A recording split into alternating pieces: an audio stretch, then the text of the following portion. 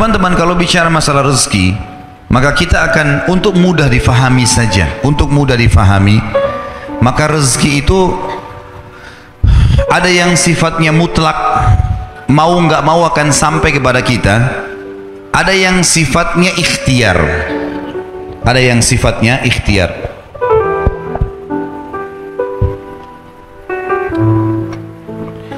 Kalau yang mutlak, teman-teman sekalian, mau nggak mau datang kepada kita. Biarpun kita lagi duduk di rumah, maka rezeki itu akan datang.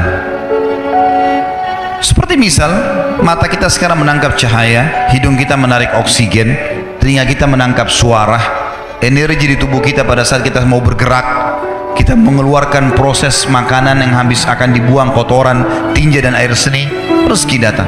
Ada juga rezeki-rezeki yang lain selain daripada itu, seperti misalnya kita lagi duduk di rumah, tetangga antarin makanan, nggak pernah pesan, nggak pernah apa-apa, tiba-tiba dikasih. Orang tua kita banting tulang, begitu mereka meninggal kita dapat warisan, ya. Ada rezeki yang mutlak. Kita lagi masuk ke restoran, tiba-tiba ada teman juga masuk, dibayarin, ditraktir. Kita nggak pernah programin sebelumnya. Namanya mutlak, pasti sampai ke kita. Ini sesuai dengan hadis baginda Nabi SAW. Tidak akan meninggal jiwa, tidak akan meninggal orang yang punya nyawa, kecuali akan dilengkapkan semua rezekinya. Ada orang subhanallah pas sudah tua sekali dapat warisan, tiba-tiba jadi kaya, ada saja. Ada orang bertahun-tahun sakit, sembuh di akhir hidupnya, kuasa Allah, rezekinya pasti sampai kepada dia. Ada hadis yang lain berbunyi, kalau seandainya seseorang di antara kalian, hadis sahih riwayat Imam Ahmad setahu saya, kata Nabi SAW, kalau seandainya seseorang di antara kalian lari dari rezekinya sebagaimana dia lari dari kematian, maka rezekinya akan datang kepadanya sebagaimana mati akan datang kepadanya. Itu maksudnya adalah mutlak, sampai kepada kita, mau nggak mau akan datang rezeki itu. Ada rezeki yang kedua, teman-teman, namanya rezeki ikhtiar, berhubungan dengan ikhtiar kita. Jadi rezeki ikhtiar ini memang harus melalui usaha, upaya. Seperti misal ada orang sudah S1, dia kerja jadi dosen di kampus, dapat gaji 5 juta. Dia ingin lebih besar gajinya, dia lanjutin S2. Ikhtiar dia bukan? Hah? Mana suaranya nih? Masih hidup nggak ini? Hah? Kalau sore-sore begini ada yang tidur, ini aneh nih. Tapi kayaknya nggak ada yang ngantuk, masalah rezeki soalnya. Jadi kalau orang S1 dia mau lanjut S2, tujuannya supaya gajinya di kampus lebih tinggi. Ikhtiar dia bukan? Ikhtiar dia. Baik, S2 gaji 10 juta, S3 ternyata 15 juta. Dia sekolah lagi S3 supaya gaji di kampus lebih tinggi lagi. Ikhtiar dia. Dia buka satu butik baju, kemudian dia mau kembangkan. Dia buka 5 cabang, 10 cabang. Ikhtiar dia. Dia yang berikhtiar. Dia punya restoran, dia buka 10 cabang restoran. Dia tinggal punya ilmunya saja, selesai. Dia bisa kembangkan. Kalau saya sering gambarkan di pengajian saya, masalah rezeki ini adalah seperti pohon buah. Ada buah yang berjatuhan, ada buah yang bergelantungan. Buah yang berjatuhan ini itu adalah rezeki mutlak tadi. Artinya kita tidak usah capek-capek, upaya datang sendiri. Ya tadi oksigen yang kita hirup, cahaya ditangkap oleh mata, tadi ditraktir teman, dapat warisan orang tua, dan seterusnya. Ada buah-buahan yang bergelantungan, kita harus punya fasilitas galaka atau punya tangga untuk naik ke atas, harus ada ikhtiarnya, baru bisa pungut tuh buahnya. Nah ini siapa saja boleh lakukan.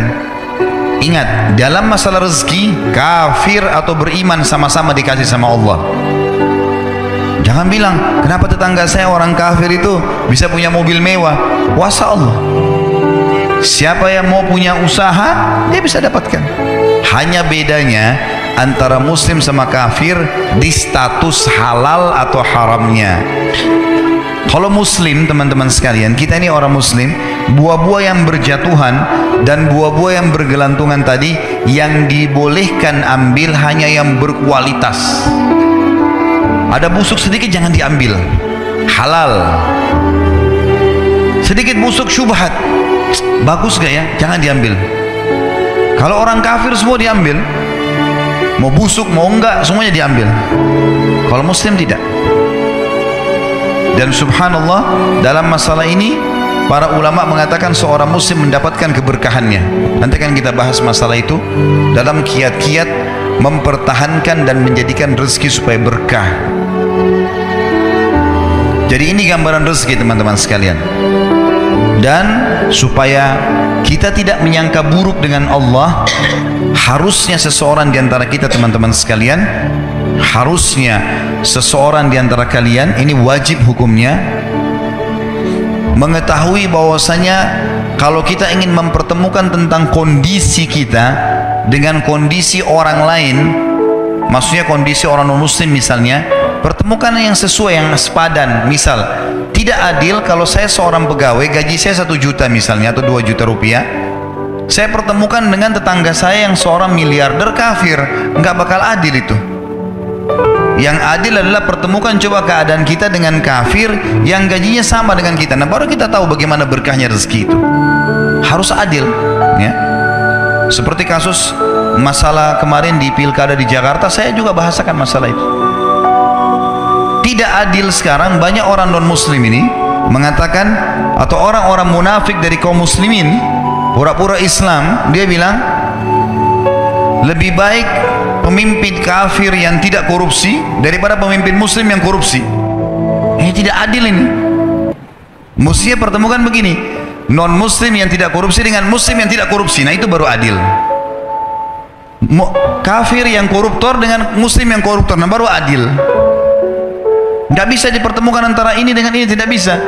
Nggak bisa kita pertemukan keadaan kita yang gaji 1 juta dengan tetangga non muslim yang 1 miliar gajinya atau pendapatannya. Nggak adil namanya. Maka harus kita sesuaikan di sini, ya. Harus kita sesuaikan supaya kita tidak sangka baik, tidak sangka buruk dengan Allah Subhanahu wa taala. Ingat, Allah selalu dengan prasangkaan hamba-hambanya. Ini harus digarisbawahi, teman-teman sekalian. Banyak kisah nyata berhubungan dengan masalah ini. Kalau kita menggantungkan nasib kita pada Allah, luar biasa. Ada seorang syekh, saya dengarkan ceramahnya, menarik sekali. Saya tidak tahu orang itu siapa, tapi cuplikannya saya dapatkan dari seorang teman dari Jeddah yang mengirimkan ke saya.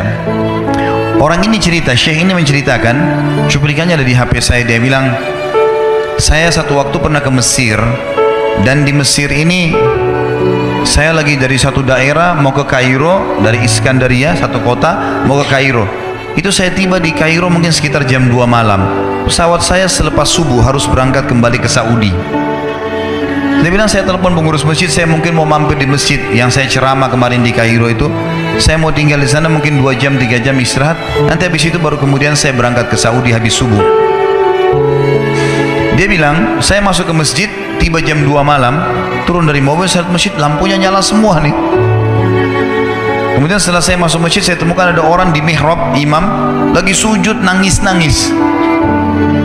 Dan luar biasa, tangisannya itu kalau orang dengar membuat orang yang dengar pun mau menangis. Jadi saking luar biasa dia merengeknya sama Allah dalam sujudnya. Kata syekh ini, saya pun sambil berdoa sama Allah, ya Allah kabulkan permintaannya orang ini, walaupun saya belum tahu apa yang diminta gitu. Dia bilang selesai dia sholat, saya dekati dia, saya bilang, Masya Allah, doa apa ini? Luar biasa ini.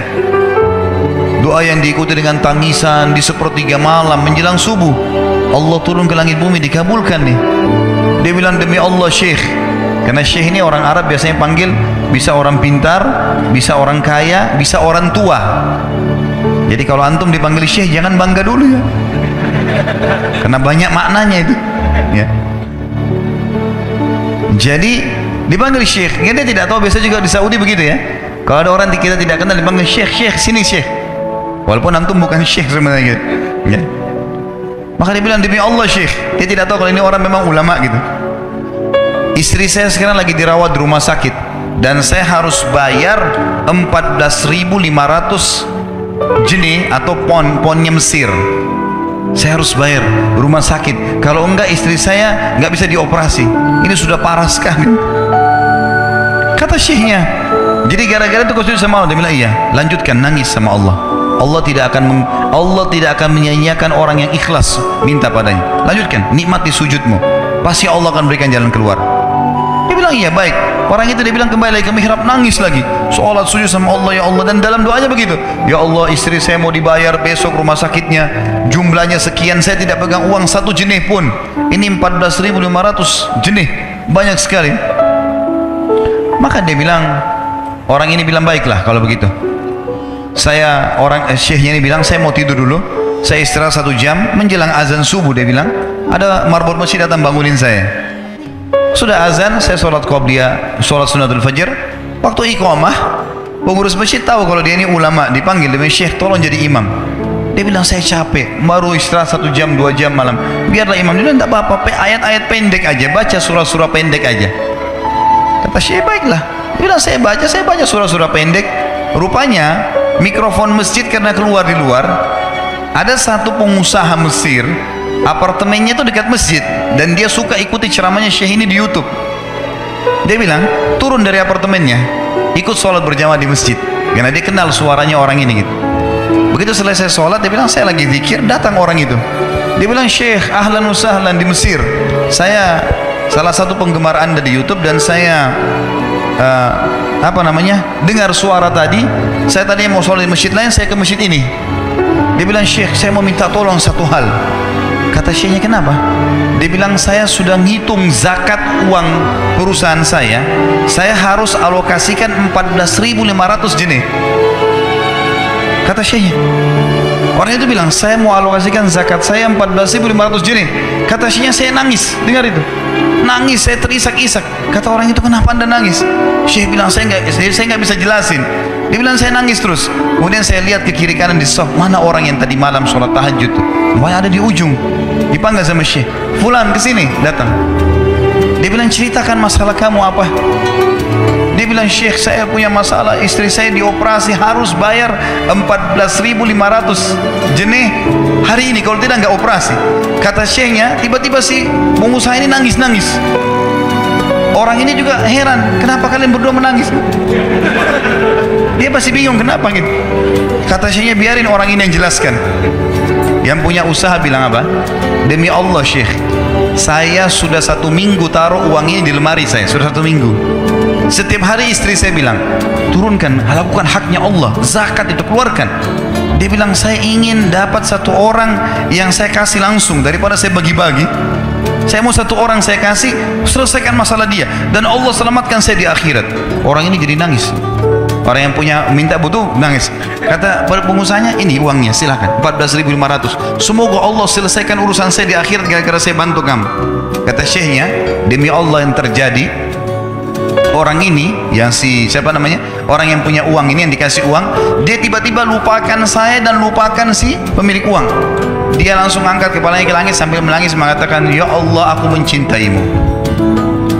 Terpenuhi kebutuhannya gitu ya. Kuasa Allah. Teman-teman, cuman kita selalu buru-buru.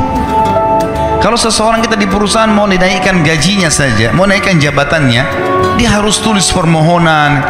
Tidak mungkin juga baru hari ini dimasukkan kemudian ketuk ruangan di rootnya, mana permintaan saya kemarin, atau hari ini, nggak mungkin. Seminggu dia sabar, 2 minggu dia sabar dengan berharap datang panggilan. Kenapa dengan Allah subhanahu wa ta'ala kita tidak begitu teman-teman? Banyak orang buru-buru, dan kebanyakan orang mau menggantungkan permintaannya kepada Allah hanya pada hal-hal yang kecil, hal yang besar tidak, atau sebaliknya, hal yang besar, hal yang kecil tidak.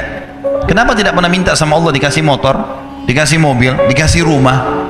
Kenapa hanya minta kalau penyakitnya dihilangkan baru kembali kepada Allah? Itu pun seringkali kita jadikan Allah nomor 30 teman-teman sekalian. Ke dokter ini, ke dokter itu, resep ini, resep. Nanti kalau sudah mentok nggak bisa sembuh baru sholat tahajud. Hah? Salah. Islam mengajarkan kita apa? Sebelum makan berdoa, sebelum tidur berdoa, sebelum aktivitas berdoa, sebelum ke dokter doa dulu supaya Allah jadikan kesembuhan. Karena dokter resepnya cuma semoga lekas sembuh. Tidak ada pasti sembuh. Makanya teman-teman sekalian, kembali kepada Allah adalah jalan yang paling luar biasa gitu. Coba merengek kepada Allah SWT, Allah pasti tidak akan pernah memungkiri janji-janjinya.